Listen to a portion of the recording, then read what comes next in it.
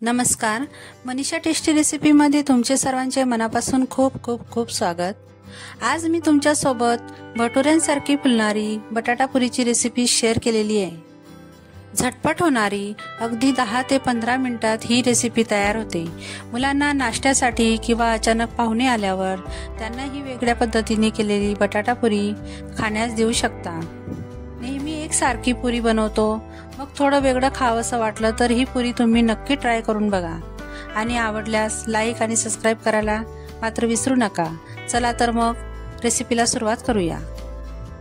आता इथं प्रथम मी 1 वाटी रवा घेतलेला आहे। तुम्ही कोणत्याही एका वाटीचं माप घेऊ शकता। रवा कोणताही असला, जाड बारीक तो घेतला तरी चालेल। आता इथं त्याच वाटीने मी 1 वाटी पाणी घेतलेलं आहे। पाणी मी गरम करून घेतलेलं आहे। पाणी जास्त उकळतं गरम करायचं नाही, तर थोडं गरम झालं की लगेच बंद करायचा गॅस। आता हे पाणी मी त्यामध्ये ॲड करून घेतलेलं आहे। पाणी एकदम ॲड करायचं नाही, तर थोडं थोडं करतच ॲड करायचं आहे, कारण रवा आपल्याला जास्त सॉफ्ट करायचा नाही आहे। तर या पद्धतीने थोडं थोडं पाणी टाकत रवा असा हलवत जायचा आहे व ते पाणी रव्यामध्ये व्यवस्थित मिक्स करत जायचं आहे।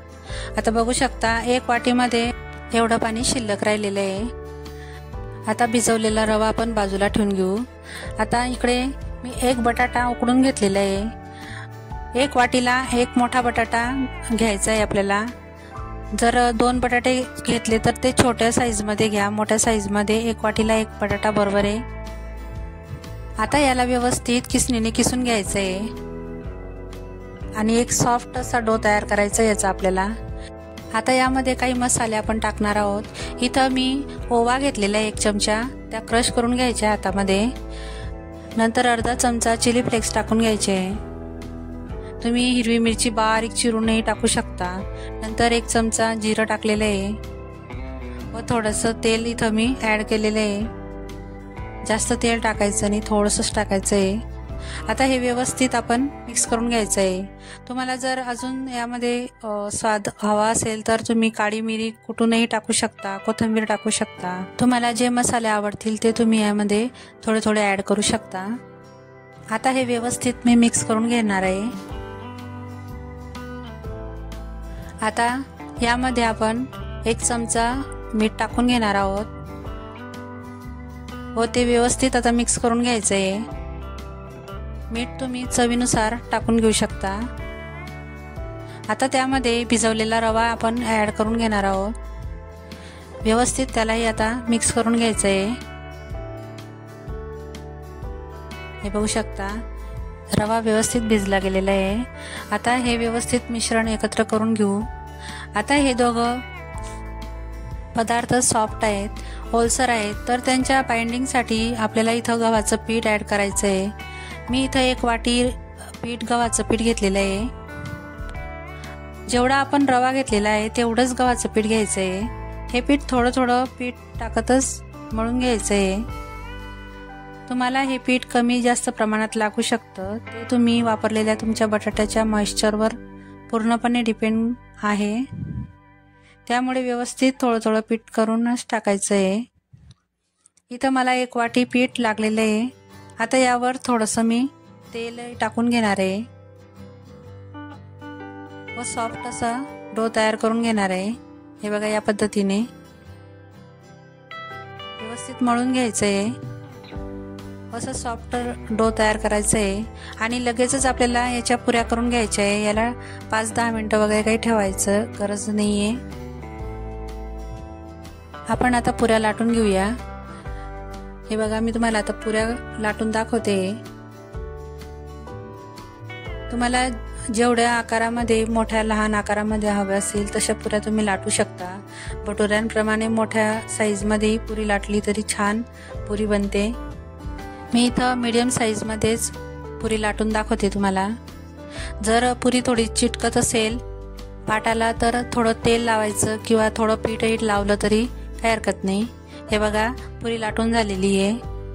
मी एका ताटामध्ये पुरी ठेवून घेणार आहे। आता तुम्हाला दुसरी पुरी लाटून दाखवते। जास्त पुऱ्या लाटून न ठेवता त्या लगेचच तळायच्या आहेत, नाही जर त्या ताटाला चिटकतील। मी 2-3च पुऱ्या लाटून ठेवून घेते। आणि पुरी लाटताना एक गोष्ट लक्षात ठेवायची की ती थोडी जाडसरच लाटायची, जास्त बारीक लाटायची नाही, नाहीतर ते फुलणार नाही. आता मी या पुऱ्या तळून घेणार आहे. पुरी तळताना तेल एकदम कळकळीत गरम करायचं आहे. मीडियम ते हाय फ्लेमवरच तेल गरम करून घ्यायचं आहे, म्हणजे या व्यवस्थित फुलतात. आणि पुऱ्या लाटताना थोड्या जाडसरच लाटायच्या, म्हणजे ते व्यवस्थित फुलून येतात. हे बघू शकता किती छान पुरी फुललेली आहे, एकदम भटुऱ्यासारखी.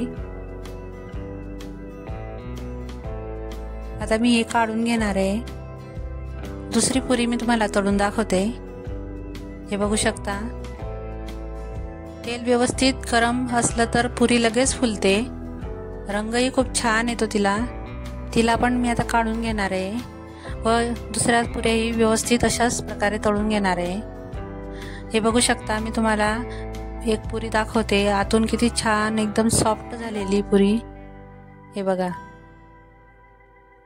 एक वेळा नक्की ट्राय करून बघा आणि मला कमेंट करून नक्की सांगा. मी इथं पुऱ्या दह्यासोबत सर्व केलेल्या आहे.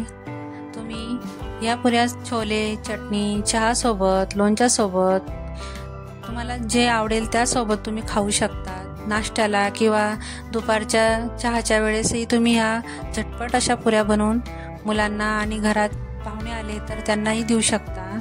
करून बघा व मला कमेंट करून नक्की सांगा तुम्हाला माझी ही रेसिपी कशी वाटली. आवडल्यास लाईक करा, शेअर करा आणि हो, सबस्क्राईब करायला मात्र विसरू नका.